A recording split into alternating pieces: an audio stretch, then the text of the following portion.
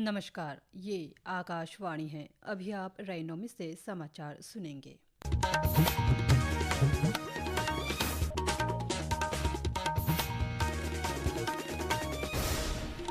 पहले मुख्य समाचार।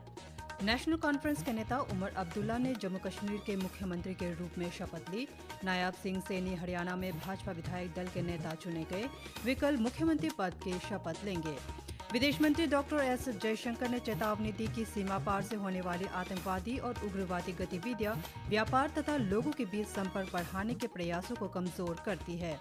राष्ट्रपति द्रौपदी मुर्मू 3 अफ्रीकी देशों की यात्रा के दूसरे चरण में आज शाम मोरिटोनिया पहुंचेगी और सर्वोच्च न्यायालय ने पराली जलाने से होने वाले वायु प्रदूषण से संबंधित आदेश का पालन न करने पर हरियाणा और पंजाब सरकार की आलोचना की।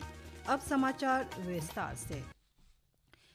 नेशनल कॉन्फ्रेंस के नेता उमर अब्दुल्ला ने केंद्र शासित प्रदेश जम्मू कश्मीर के मुख्यमंत्री के रूप में शपथ ली है। उप राज्यपाल मनोज सिन्हा ने आज श्रीनगर के शेर-ए कश्मीर इंटरनेशनल कन्वेंशन सेंटर में श्री अब्दुल्ला और उनके मंत्रिपरिषद को पद की शपथ दिलाई। शपथ लेने वालों में नेशनल कॉन्फ्रेंस के वरिष्ठ नेता सुरिंदर चौधरी, उप मुख्यमंत्री और सकीना इतू, जावेद राणा, जावेद धार और निर्दलीय उम्मीदवार सतीश शर्मा मंत्री के रूप में शामिल है। कांग्रेस अध्यक्ष मल्लिकार्जुन खड़गे, लोकसभा में विपक्ष के नेता राहुल गांधी, समाजवादी पार्टी के अध्यक्ष अखिलेश यादव, जम्मू कश्मीर के पूर्व मुख्यमंत्री महबूबा मुफ्ती और भारतीय जनता पार्टी के नेता भी शपथ ग्रहण समारोह में शामिल हुए। प्रधानमंत्री नरेंद्र मोदी ने उमर अब्दुल्ला को जम्मू कश्मीर के मुख्यमंत्री के रूप में शपथ लेने पर बधाई दी है। आज सोशल मीडिया पर एक पोस्ट में प्रधानमंत्री ने उमर अब्दुल्ला को लोगों की सेवा करने के उनके प्रयासों के लिए शुभकामनाएं दी। उन्होंने कहा कि केंद्र जम्मू कश्मीर की प्रगति के लिए श्री अब्दुल्ला और उनकी टीम के साथ मिलकर काम करेगा।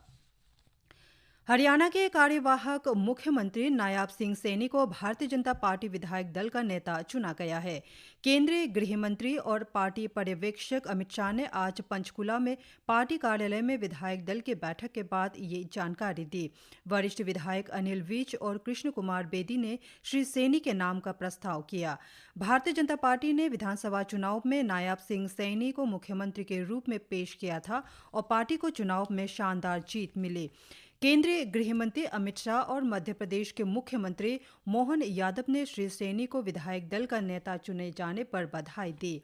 केंद्रीय मंत्री धर्मेंद्र प्रधान, मनोहर लाल और भाजपा के प्रदेश अध्यक्ष मोहन लाल बरदोली समेत कई नेता बैठक में उपस्थित थे। श्री नायब सिंह सैनी भाजपा विधायक दल के साथ राज्यपाल बंडारू दत्तात्रेय से मिलेंगे और राज्य में सरकार बनाने का दावा पेश करेंगे। शपथ ग्रहण समारोह कल पंचकुला के शालीमार ग्राउंड में आयोजित होगा। विदेश मंत्री डॉक्टर जयशंकर ने कहा है कि अर्थव्यवस्था और विकास के लिए शांति और स्थिरता बहुत जरूरी है। उन्होंने चेतावनी दी कि सीमा पार से होने वाली आतंकवादी, उग्रवादी और अलगाववादी गतिविधियां व्यापार और लोगों के बीच संपर्क बढ़ाने के प्रयासों को बाधित करती है। आज पाकिस्तान के इस्लामाबाद में शंघाई सहयोग संगठन के शासनाध्यक्षों की परिषद की 23वीं बैठक को संबोधित करते हुए उन्होंने ये बात कही। विदेश मंत्री ने बताया कि जलवायु की प्रतिकूल परिस्थितियां, आपूर्ति श्रृंखला की अनिश्चितताएं और वित्तीय उथल-पुथल से दुनिया भर में विकास और वृद्धि की गतिविधियां पहले से ही प्रभावित हो रही है। विदेश मंत्री ने ऋण को गंभीर चिंता का विषय बताया। उन्होंने कहा कि देशों के बीच सहयोग परस्पर सम्मान, संप्रभुता का आधार और भौगोलिक अखंडता की मान्यता पर आधारित होना चाहिए। विभिन्न क्षेत्रों में सहयोग की जरूरत पर जोर देते हुए डॉक्टर जयशंकर ने कहा कि सामूहिक प्रयासों से संसाधन जुटाने, निवेश आकर्षित करने और व्यापारिक ढांचे का विस्तार करने में मदद मिल सकती है।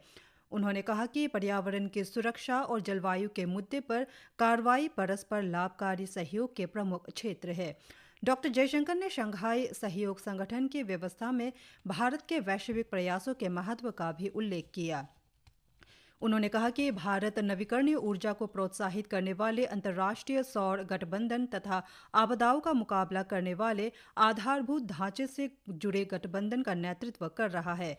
विदेश मंत्री ने डिजिटल प्रणाली, योग तथा श्री अन्न के महत्व और इस दिशा में भारत के प्रयासों का उल्लेख किया।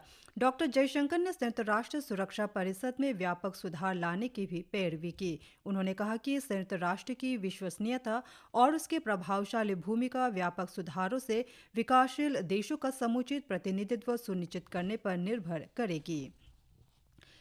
3 अफ्रीकी देशों की यात्रा के दूसरे चरण में राष्ट्रपति द्रौपदी मुर्मू अल्जीरिया से मॉरिटानिया के लिए रवाना हो गई है। राष्ट्रपति को गर्मजोशी से विदाई दी गई। उन्होंने people's democratic republic of Algeria के प्रधानमंत्री नादिर लरबोई और अन्य उच्च अधिकारियों ने विदाई दी। मॉरिटानिया की अपनी एक दिवसीय यात्रा के दौरान राष्ट्रपति मुर्मू मॉरिटानिया के नेतृत्व के साथ द्विपक्षीय बैठकें करेंगी और भारतीय प्रवासियों से बातचीत करेंगी। केंद्र सरकार ने आज विपणन सत्र 2025 और 26 के लिए रबी की फसलों के न्यूनतम समर्थन मूल्य एमएसपी के बढ़ोतरी की। प्रधानमंत्री नरेंद्र मोदी की अध्यक्षता में नई दिल्ली में केंद्रीय मंत्रिमंडल की बैठक हुई। बैठक के बाद सूचना और प्रसारण मंत्री अश्विनी वैष्णव ने पत्रकारों को बैठक में लिए गए फैसलों की जानकारी दी। उन्होंने बताया कि रैपसीड और सरसों की फसलों में अधिकतम 300 रुपये प्रति क्विंटल की बढ़ोतरी की गई है। वहीं मसूर दाल में 275 रुपये प्रति क्विंटल की बढ़ोतरी की गई है। उन्होंने बताया कि चने का न्यूनतम समर्थन मूल्य 210 रुपये प्रति क्विंटल और गेहूं का 150 रुपये प्रति क्विंटल बढ़ाया गया है। श्री वैष्णव ने कहा कि सरकार ने उत्तर प्रदेश में गंगा नदी पर रेल और सड़क पुल सहित वाराणसी पंडित दीनदयाल उपाध्याय मल्टी ट्रैकिंग परियोजना को भी मंजूरी दी है। उन्होंने कहा कि ये मार्ग कनेक्टिविटी को आसान करेगा, लॉजिस्टिक कीमत कम करेगा और तेल के आयात और कार्बन उत्सर्जन को भी कम करेगा। उन्होंने बताया कि इस परियोजना की कुल लागत 2,642 करोड़ रुपए होगी। श्री वैष्णव ने बताया कि केंद्रीय कर्मचारियों और पेंशन भोगियों के महंगाई भत्ते में 3% की वृद्धि की भी घोषणा की है। उन्होंने बताया कि भत्ते में वृद्धि का लाभ 49 लाख से अधिक केंद्रीय कर्मचारियों और 64 लाख से अधिक पेंशन भोगियों को मिलेगा। पराली जलाने के कारण वायु प्रदूषण से संबंधित सर्वोच्च न्यायालय के एक आदेश का अनुपालन न करने पर न्यायालय ने हरियाणा और पंजाब राज्य सरकारों की आलोचना की है।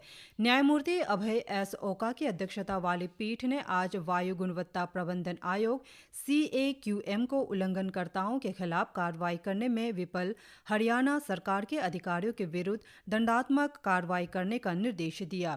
पीठ ने उल्लंघनकर्ताओं पर मुकदमा चलाने के लिए 1 सप्ताह की समय सीमा तय की है।